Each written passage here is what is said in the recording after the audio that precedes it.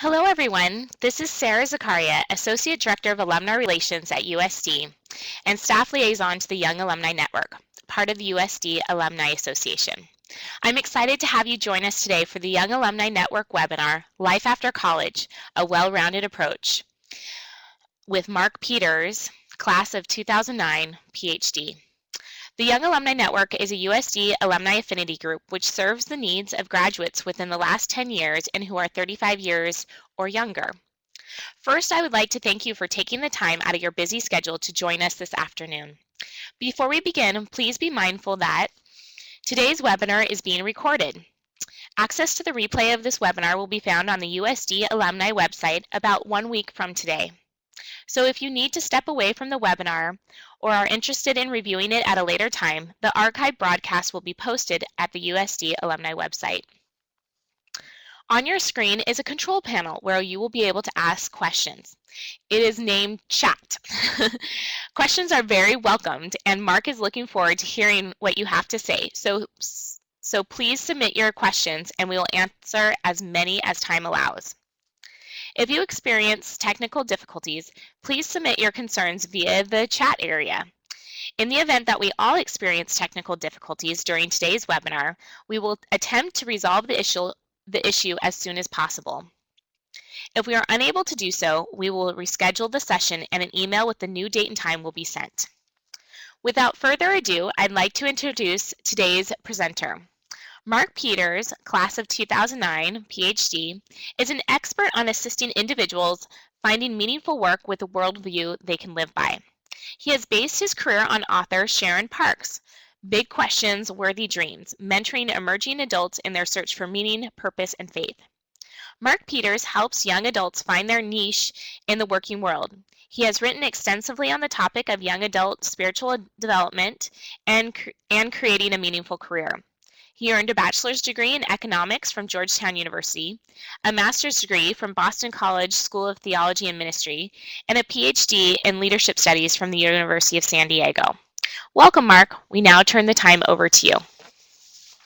Thank you, Sarah, for that kind introduction, and welcome to everybody on the webinar live now and those that will be listening in later. I am very used to teaching online and working online, but usually in a much more interactive type of environment. So I want to warmly encourage you to use that chat for comments, questions, nonviolent dissent about what I'm saying, anything you want to express. I'm very happy to hear. And also, I'd be very happy to speak with anyone following the seminar if this brings up things you'd like to discuss about further. One of my new roles as university minister here at USD is to reach out to our young alumni. So you're all warmly welcome and invited and encouraged to stay in touch with us and myself in particular as a contact for you. Okay, so without further ado, I want to talk a little bit about what I want to do today. I do want to talk about life after college with you, and I'm going to be giving you a well-rounded approach, a holistic approach to thriving after college. So in this webinar, I'm going to address physical, mental, emotional, career or vocational, and spiritual well-being. It's an awful lot for 40 minutes, so I'll do my best to cover it as deeply as we can with the given time. So generally, when I meet with people, I tend to explore one particular aspect of holistic health with the individual and then sort of assist them in growing in that area. But today I want to explore how you might tie in all these aspects in practical ways. And I want to give you some tips for how you might live a more holistic and integrated life. Just one particular caveat, or perhaps sort of giving credit to, as Sarah said, I went to Georgetown and Boston College, and of course here at the University of San Diego. And my tradition, my spiritual tradition, is Catholic Christian, and particularly I've been influenced by the Jesuit order, which has a form of spirituality called Ignatian spirituality. And it's the Jesuits who impressed upon me the importance of holistic development and a holistic sense of self-care. So that's where we're going to be going from here. Okay. Sorry, I got a new computer here, and I'm trying to figure out how to use my new Apple. Okay, so I mentioned, I'm exploring what it means to thrive after college. I want to give you a template or a way of thinking about holistic living. I do want to give you some practical ideas for maintaining and growing in your physical, mental, and emotional well-being. And I'm going to culminate with strategies for thriving at work and thriving more generally in life. Okay, so without further ado, we're going to start with the physical. What everybody needs. A little play on word there. So when I work with individuals, I'll often ask them first about their physical health, even when they're coming to talk with me about something that is explicitly spiritual or intellectual or academic in nature. And mostly it's because our health really impacts everything else. Um, in order to thrive, you need to be healthy. And anything that mitigates against having, living fully and healthily, um, well, anything that keeps you from being fully healthy will mitigate having a life where you're truly thriving. So I ask people sort of where they are right now in their physical health, where they kind of want to go, and what do you need to provide your body to get there? It's pretty straightforward, right?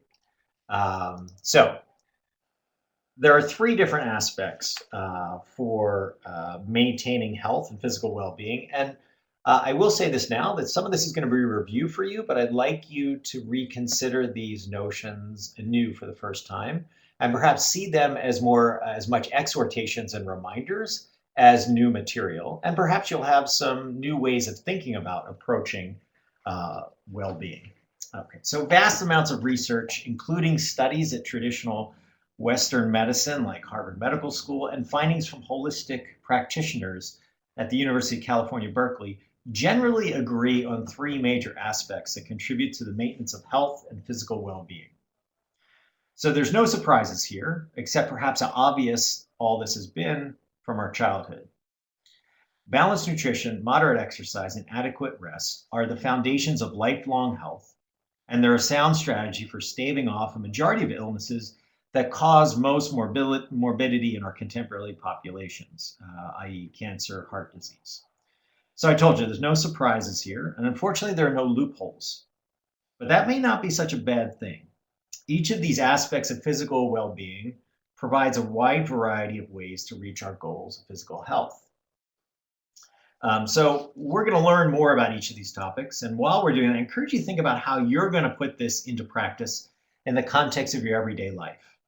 Not in some idealized version of your life or what you might do once you have time, but rather just choosing one aspect that you may want to improve first. And hopefully there'll be enough food for thought here to continue that project of living well. Okay, so I'm going to start with physical well-being. I'm going to start with what everybody needs to thrive: exercise, a way of recreating your body. So we mentioned nutrition, exercise, rest. Besides being the key to feeling healthy, it's also the key to being most energetic in your daily life. And when you attend to these three physical aspects of well-being, you're just better off. So let's start with exercise, since it's so often avoided simply because we fail to make it fun. The key to exercise is finding a way to make exercise a fun activity rather than a tedious chore or something that you avoid. The first step is identifying your favorite way to move your body. That's really all exercise is. It's a way of moving your body. If you love to dance, dance may serve as your primary form of exercise. If you enjoy the outdoors, hiking, biking, or taking a walk around town may be good choices for you. And for those of you who are more socially oriented in your exercise habits, maybe joining a sports team is a fun and it's a social way to get the exercise that you need. The key is identify what type of exercise is best for you. Now, what do we mean by moderate exercise? If you're like me at all, when I was a young adult, I probably made the opposite problem. I probably exercised a little too much. I probably took too much time out of my schedule.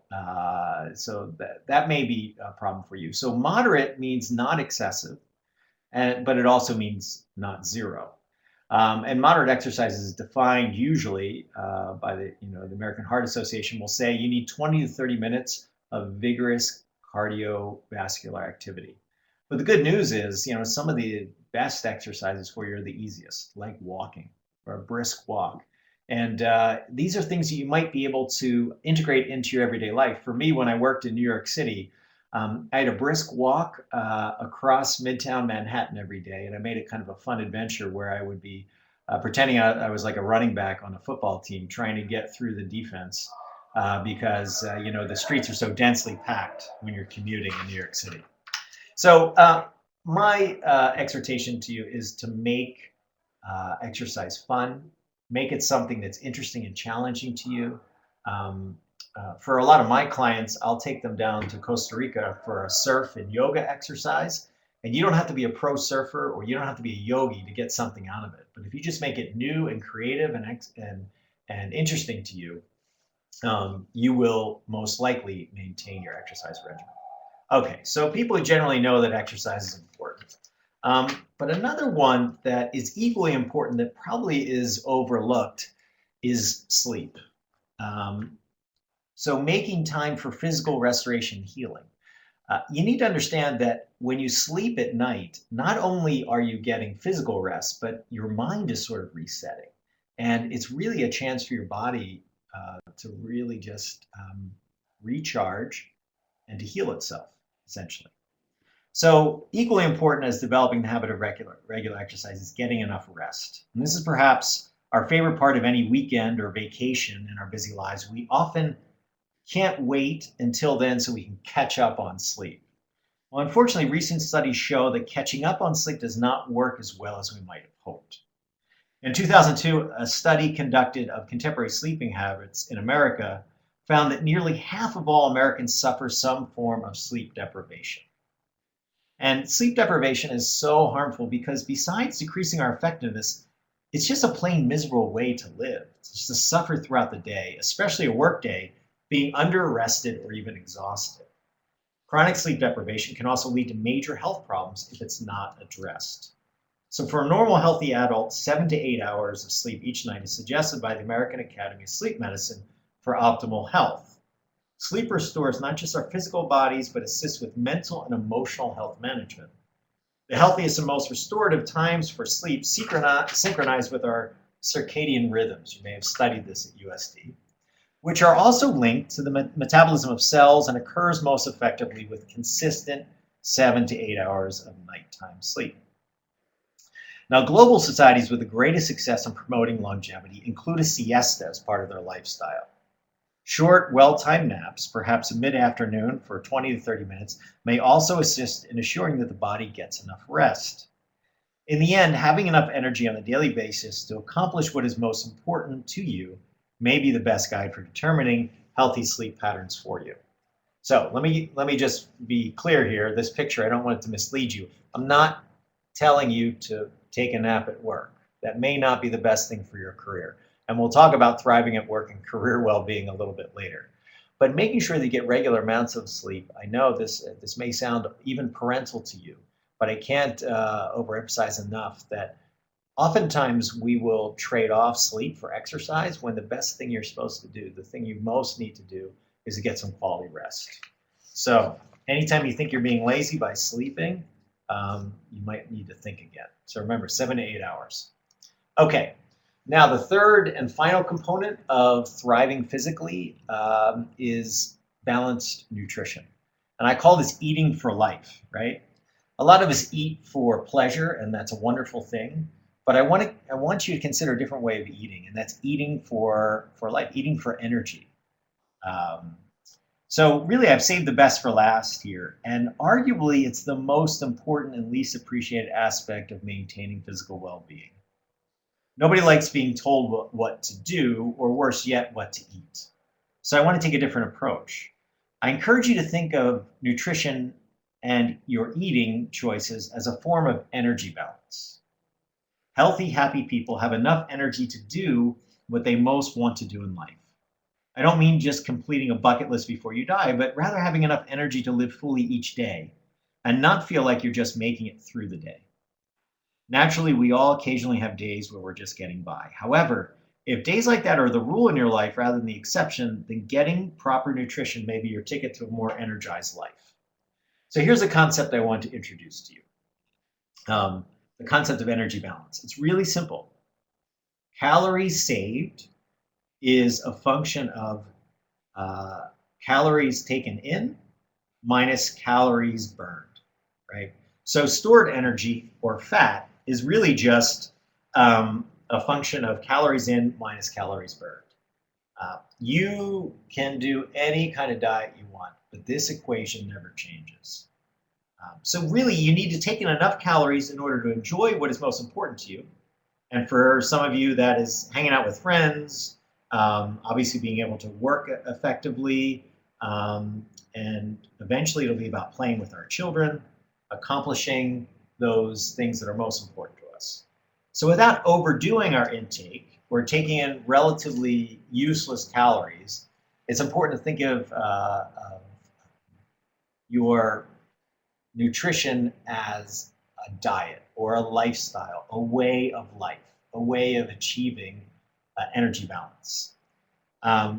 So I don't really encourage a prescriptive diet, but I like to think of diet in a different way. So when you think of diet as lifestyle, which is the Greek root of the word diatia, meaning way of life, you're much more successful in maintaining an energy balance and a healthy weight and balanced nutrition.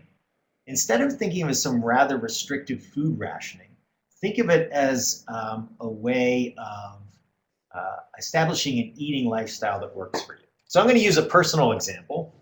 About a year ago, January, I spent some time in Florence, Italy. And as you might imagine, temptations to overindulge were plentiful, and they were quite delicious.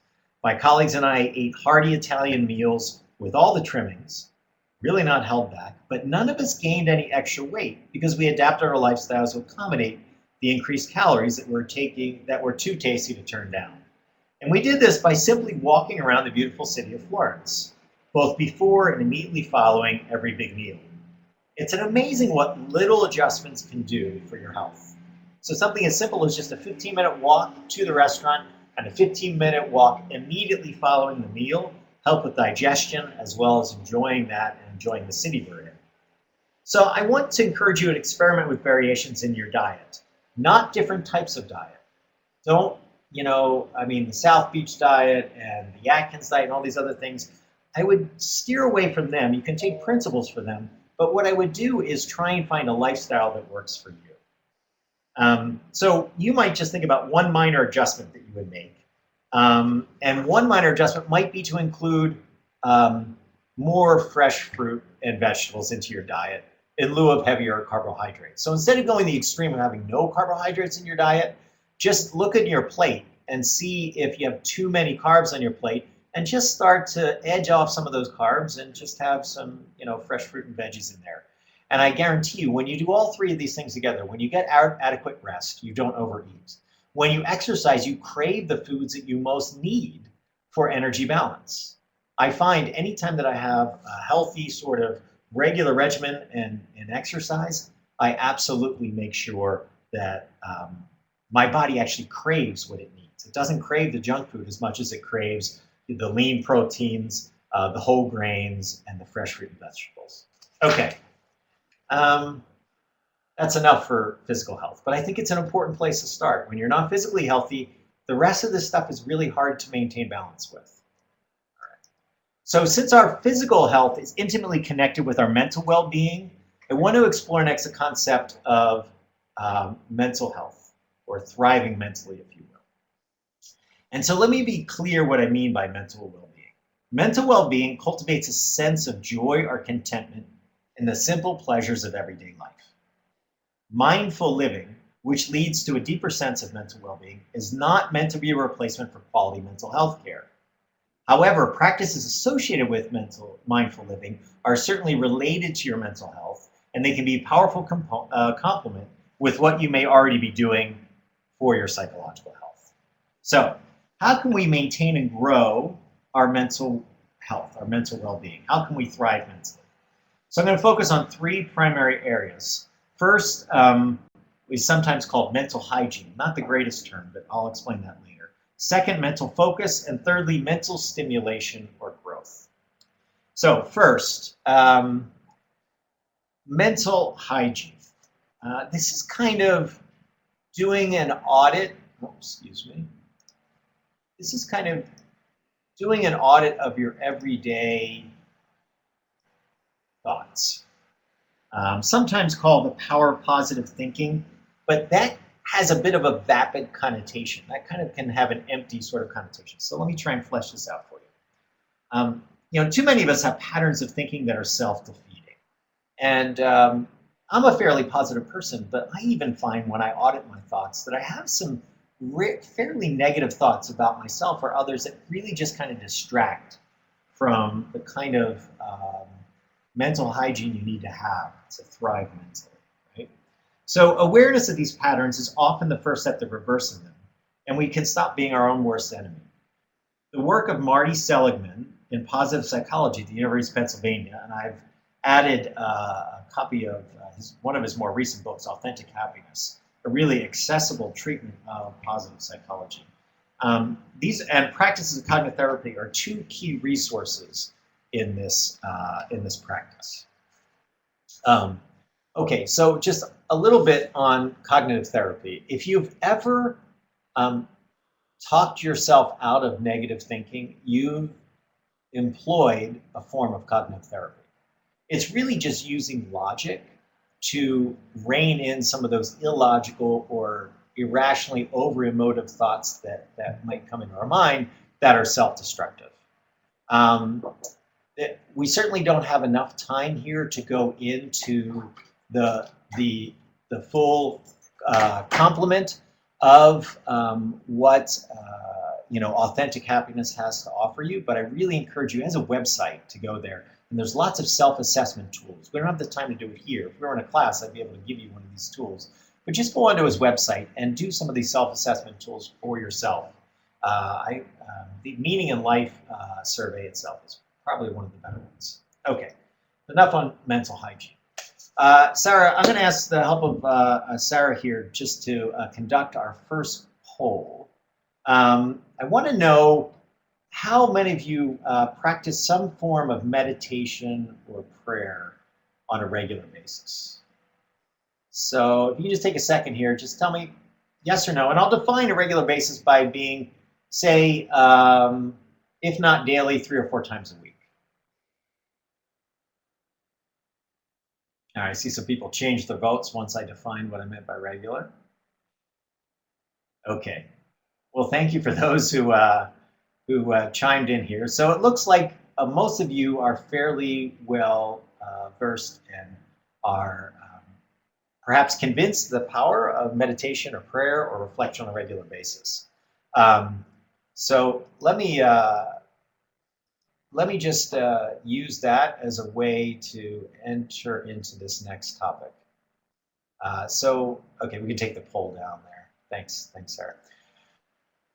So meditative practices, particularly from the East, have been somewhat in vogue, but I want to reintroduce you to the notion that some of the meditative or prayer practices from your own faith tradition, be it Eastern or Western, are worth taking a look at again.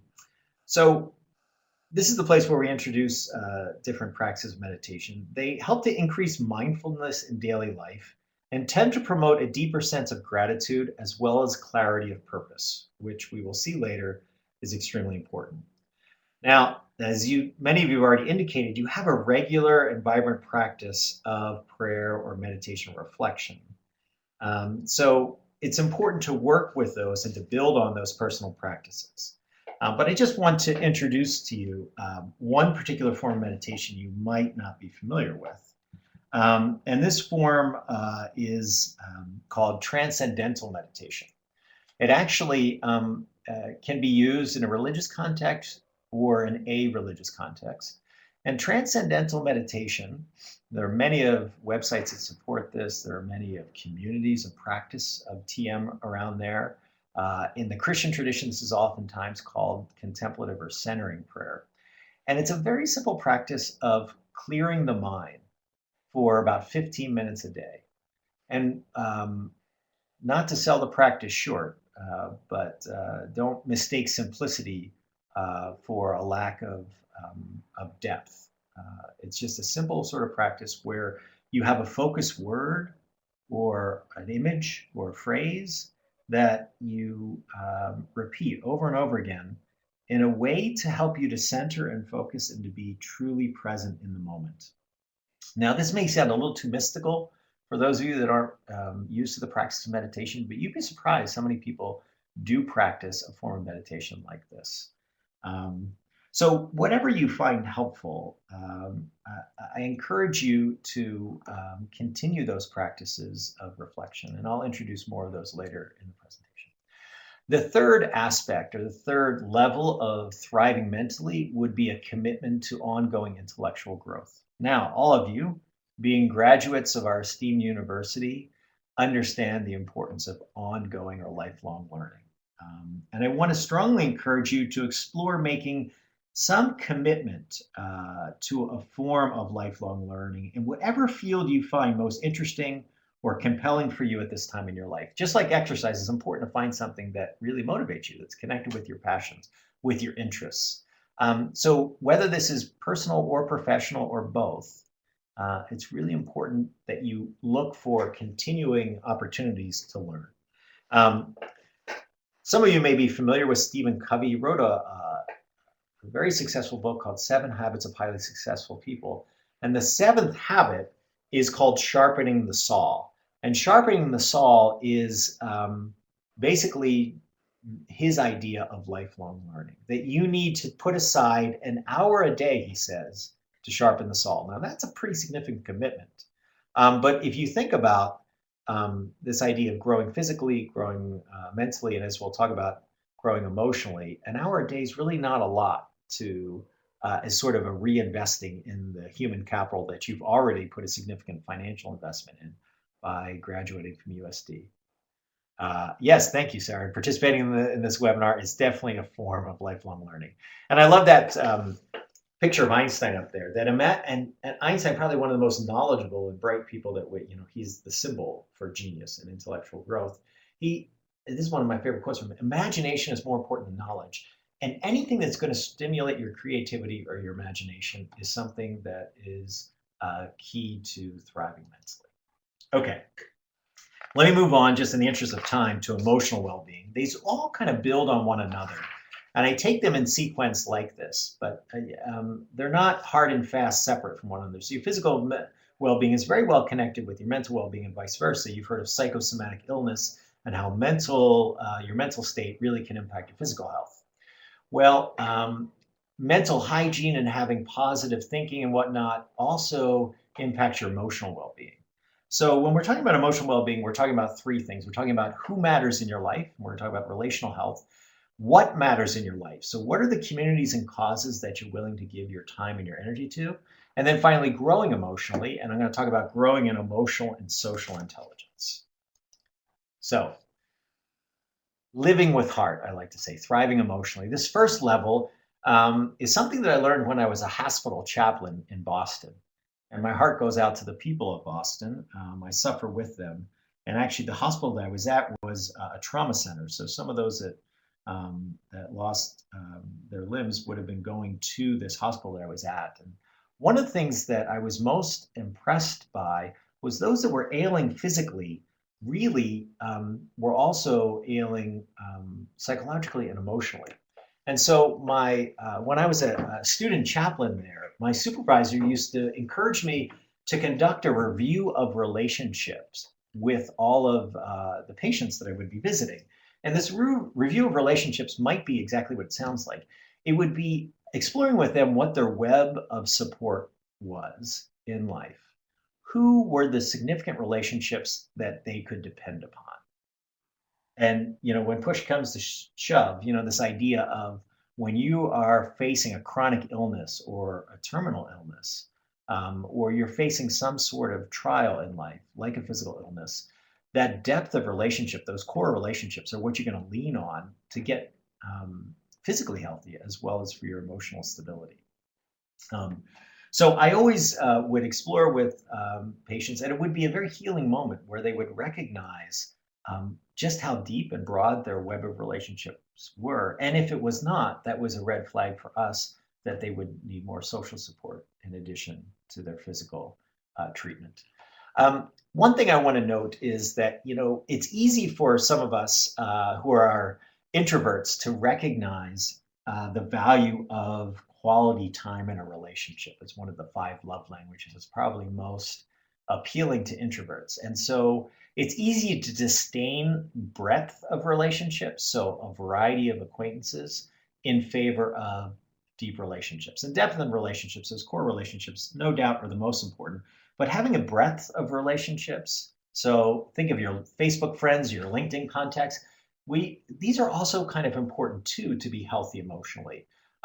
It's true that as much as our families love us, sometimes we can get a little too tied into the emotional drama with our close family and friends, and we need to get outside ourselves. Work is very good for this, but also having a breadth of context as well as a depth within your relationships is really key for thriving. Okay, the next aspect that I want to invite you to look at would be community life. So thriving emotionally also has a lot to do with the communities that we give our time and our talent and our energy to, that we choose to participate in. So look at the different communities and causes that you're committed to at this point in your life. And if you're having trouble naming those, it might be because you haven't thought of certain groups as communities, or certain causes as just that, as things that are worth your time and energy. So I want you to kind of think, reflect, take time to reflect on the communities and causes that you give your time and energy to. Are these still important to you, or do you just do them out of inertia? What is the quality of your participation in these communities? What is the depth of your commitment to the causes you have chosen to support with your time or your financial resources? Like relationships, our commitment to communities and causes may evolve over time, and to be aware of that evolution, we have found, is a key contributor to maintaining a strong sense of meaning and purpose in life and healthy emotions. So it's important to take time away from the demands of everyday life and to think about the relationships in your life that matter most. And so, to assist you in reflecting on those relationships, well, this is where the prayer time comes in, and taking a retreat from life as well. Okay, let me go to the third aspect of thriving emotionally I want to cover with you today, which is emotional intelligence. Growing in emotional and social intelligence is key to being successful, not to being just emotionally healthy, but it's key to being successful in life. This is a field of research that began in the 1920s. It was popularized by Daniel Goleman and his writing on the topic, and has been advanced by recent research into the neuroscience that underpins emotional and social intelligence. If you haven't read Emotional Intelligence by Daniel Goleman, or his more recent one on the neuroscience of emotional intelligence, it is a really fascinating read. So the basics of emotional intelligence are around 4 key skills. And I talked about this when I spoke to the business fraternity yesterday. Emotional self-awareness, emotional self-control, awareness of others' emotional states, and empathy. You may have heard that IQ is a good predictor of success, but there are a number of studies out there that say that EQ is actually a better predictor of success in life than IQ. And the good thing about EQ is, where IQ tends to be static over time, doesn't really seem to change given testing, EQ, or emotional intelligence, is something that will change, that can grow over time. It's something that you can work at. So I really want you to look into that notion of growing in emotional and social intelligence as a way of thriving emotionally. Okay, I said that I would finish our talks by talking about thriving at work and also thriving more generally in life. So thriving in work, it has to do with discovering a sense of call in life, right? And so pursuing not just a good career, but the different calls in your life. and being your best self in the world. It's about growing in meaning and purpose and passion. And my PhD is in leadership, and a lot of my research is on self-leadership or leadership from within. And so this idea of authenticity in our work life is a really powerful concept that goes a long way to us thriving at work. So it's really impossible to talk about what it means to be happy and fulfilled in life without addressing the part of your life that has the biggest impact on your daily sense of well-being. Other than our relationships with close friends and family, that of course is your career. So let me just use a little simple math here to illustrate just how significant work is in your life. So let's say that you're lucky enough to find full-time employment for the duration of your work life. And most jobs require about 40 hours a week. For some of us, that's a light work week, probably more like 50. And let's say that you're lucky enough to get a job that offers you 3 full months of vacation, so that you only work 40 weeks out of the year. Think of a college professor there, but they're kind of few and far between. And then let's say that you begin work in your 20s and you can retire in what is now early in your 60s. But more likely, a lot of us are going to go well beyond our 60s, hopefully because we love what we do and not out of financial necessity. So that's 40 years of work, give or take. So in this rosy scenario, we're working 40 hours a week for 40 weeks a year, 40 years out of our work life. And I don't know, I'm not real good at math. I get my calculator out, and that calculates to be somewhere in the neighborhood of 64,000 hours. That's way too big a number to get your head around. But I think you get the point. It's too much of your life to do something that's unfulfilling. So this is a really important project. We need to find meaningful work for fulfillment. And forgive me, those of you who have heard me sing this song before, but really I think the best way, the key to fulfillment in life is meaningful work. And the key to finding meaningful work is following your unique call in life. And a theologian by the name of Frederick Boyschner once said that the place of your deepest fulfillment is the place where your deep gladness meets the world's deep need. It's a statement that's poignant and practical at the same time, and it recognizes that a call is both meaningful to you and purposeful in the way it serves the world. The promise of call is that you do not have to forfeit a sense of meaning and purpose in your work life. So let me illustrate this with an example. A former student of mine was entering her quarter life crisis. Some of you may be in the process of that now. I don't know if you've ever heard that term. And kind of despairing of ever finding a job that would suit her unique abilities and interests. And not unlike most of us, she toiled in a job after job without finding much to motivate her beyond her paycheck. Nevertheless, she continued to search for something more fulfilling in her work life, and she proactively took steps to find a better fit. We just had coffee before I was leaving to run my retreats in Costa Rica, and she informed me that she landed her dream job in her hometown as a director of development for a former high school. And needless to say, she was thrilled, maybe most of all, because her efforts are what made it happen. She was patient with the process of seeking a connection between what she uniquely had to offer and what the world needed her to do, or which sometimes is often translated into something that somebody's willing to pay you for. So it's important to recognize the central role the career plays in your life. And I'm particularly interested in helping you to explore what it would mean to consider your chosen career more as a calling. One great way to do this is take time away on a retreat or vacation.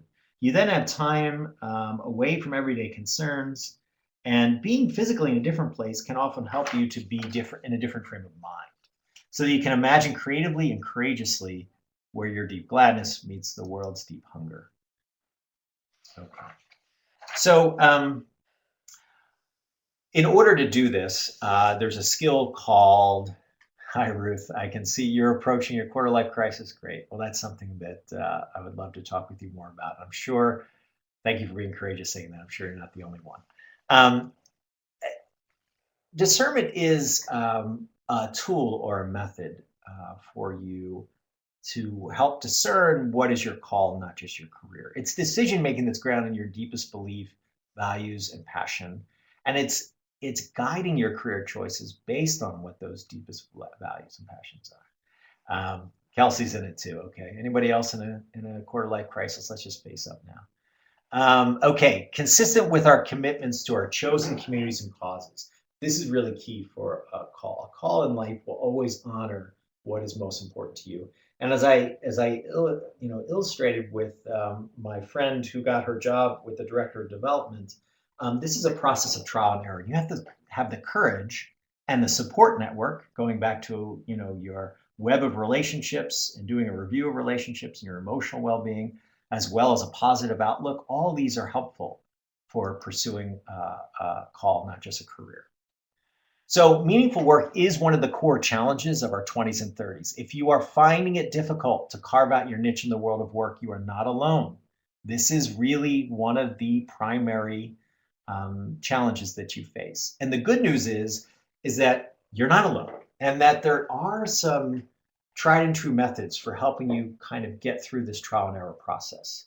So a couple things I might encourage you to do: take on new assignments at work that are interesting to you, that are causes that you can believe in, that are in the direction of the kind of work you want to do.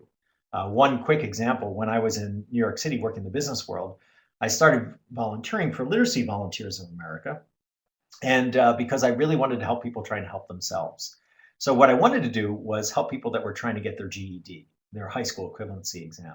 What I wound up doing was tutoring illiterate adults into functional literacy. So going from maybe a second grade reading level to a sixth or seventh grade reading level, recognizing what a dire need there was in the inner city there in New York City.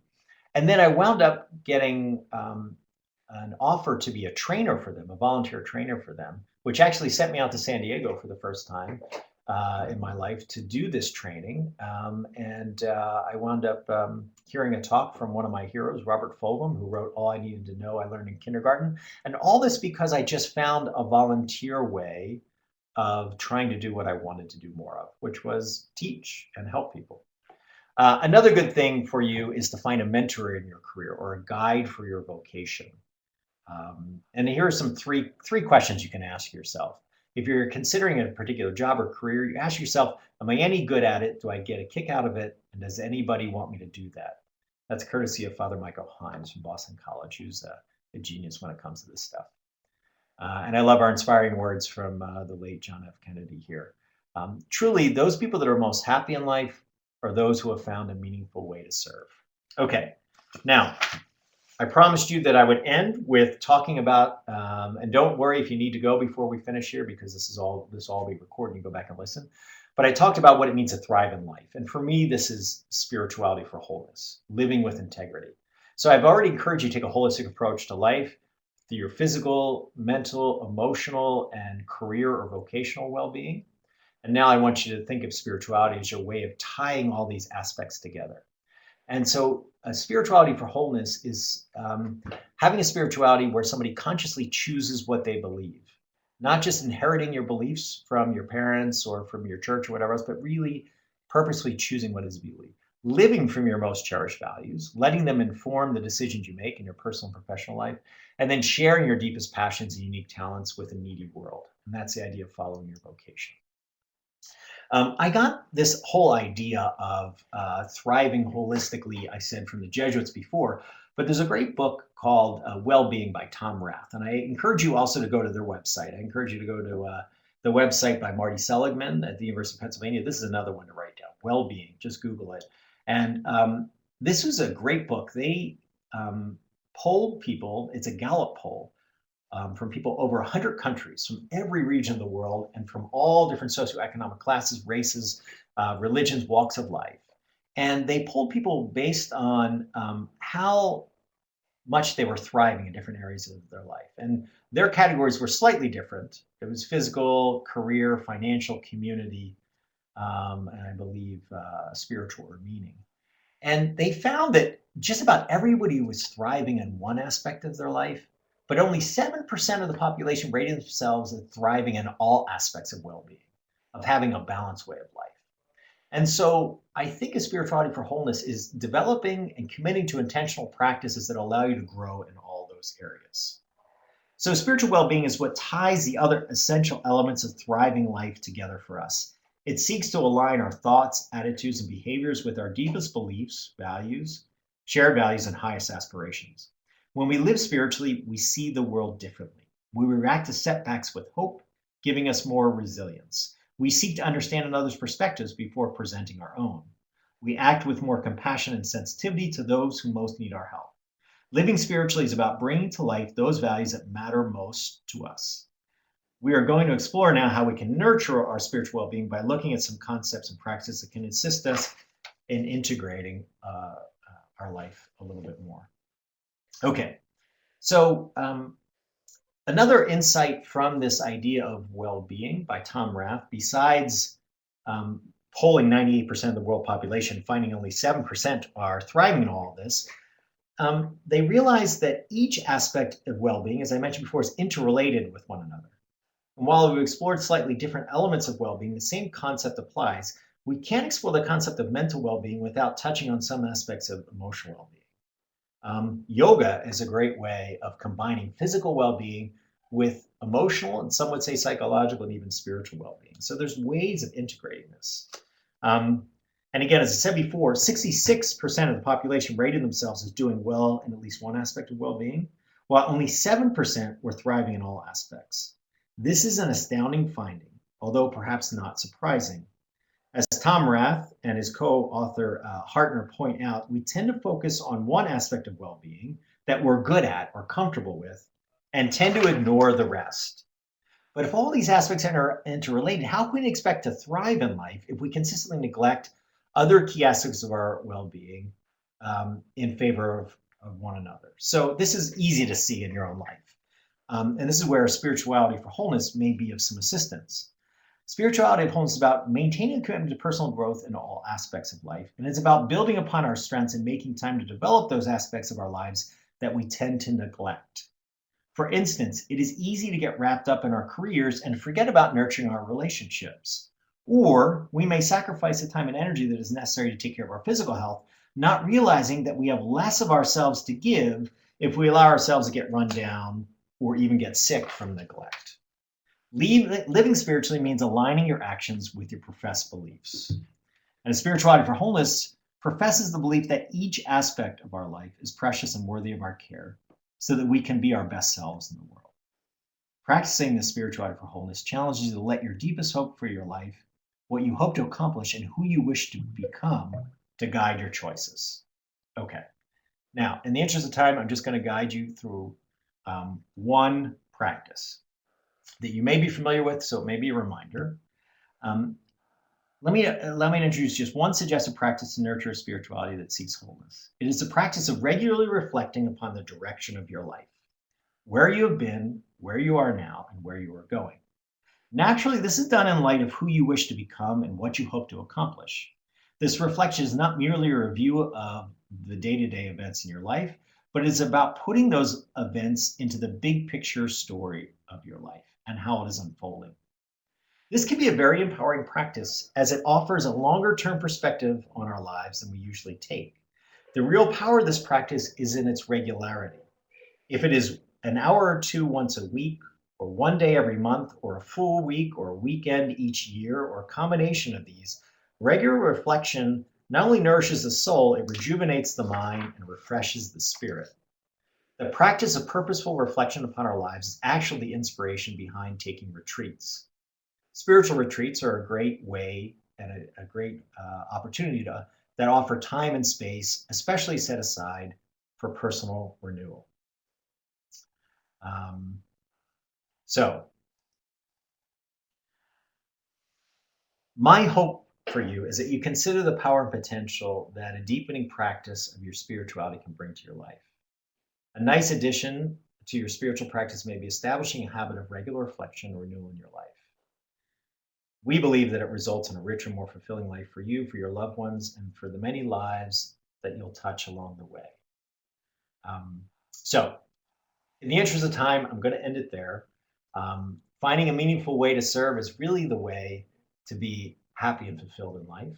And doing that is a project worthy of your time. I actually forgot to take one poll, and I think it'll be an instructive poll to take here at the end before I take questions and answers. Sarah, will you pull up that poll for me? My job is very meaningful to me. How many of you would agree that your current job is meaningful to you? And to what?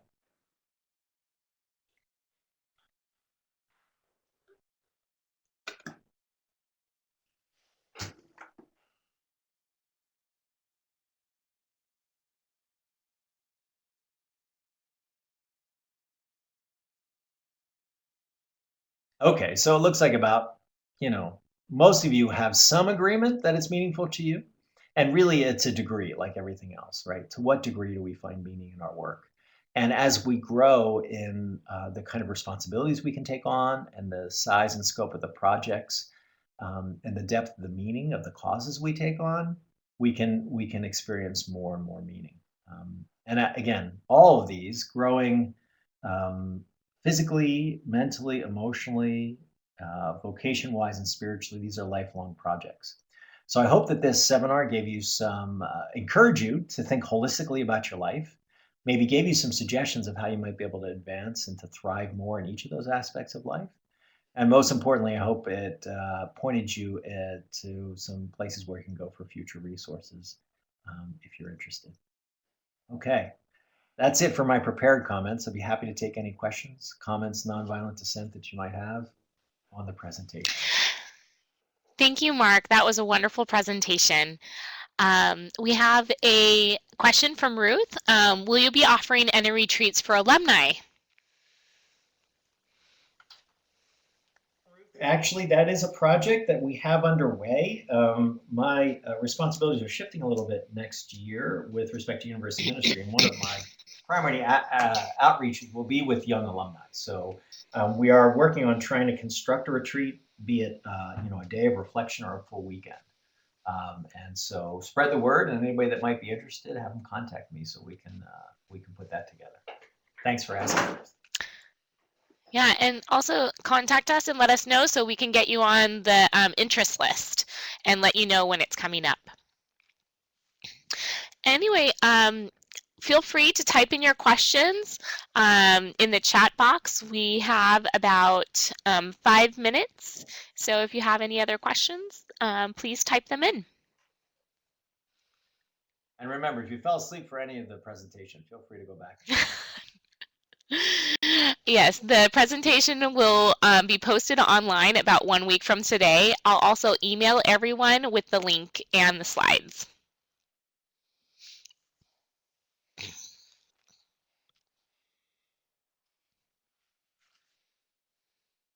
I see Kelsey. Looks like we have another question being typed in. I see Kelsey's typing.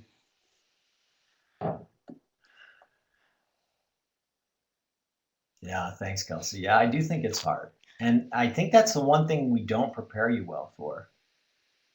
Just gratitude. Thanks, Kelsey. I think the one thing that we need to do a better job in all of higher education too is to prepare people that life after college is difficult because you don't have hundreds of people there that are just dedicated to your personal growth. You have to be intentional about seeking out resources, to seek out community. And you really have to be patient with the process of trying to carve out your niche in the world of work, of finding meaningful work. It takes time. But there are some best practices that you can borrow from others, and I tried to share some of those today. Yeah.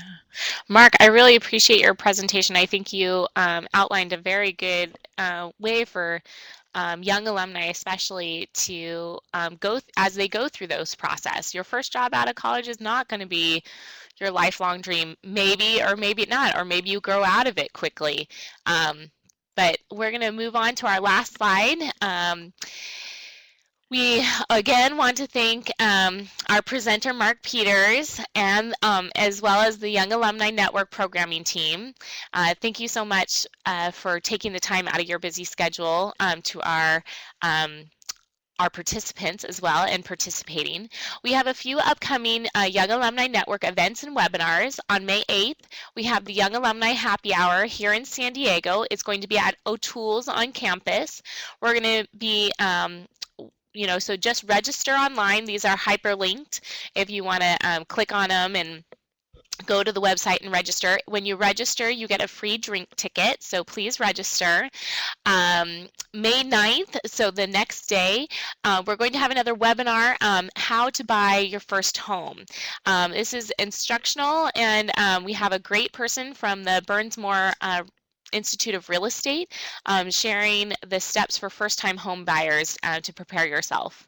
On June 11th, another webinar, and this is great for everyone, no matter what age you are.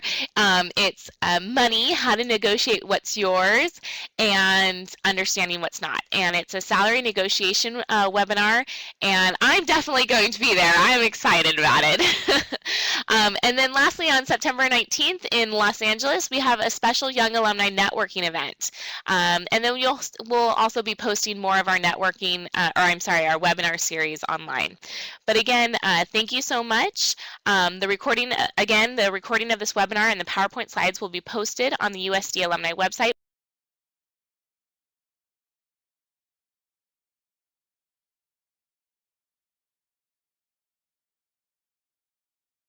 For participating, and please feel free to contact me. Oh, I didn't give you my contact info. Just mark p@sandiego.edu. Great, thanks for adding that, Mark. I appreciate it. Love to keep in touch. Thank you for this opportunity. Thanks for setting it up for us, Sarah. No, thank you. We really appreciate you sharing your expertise.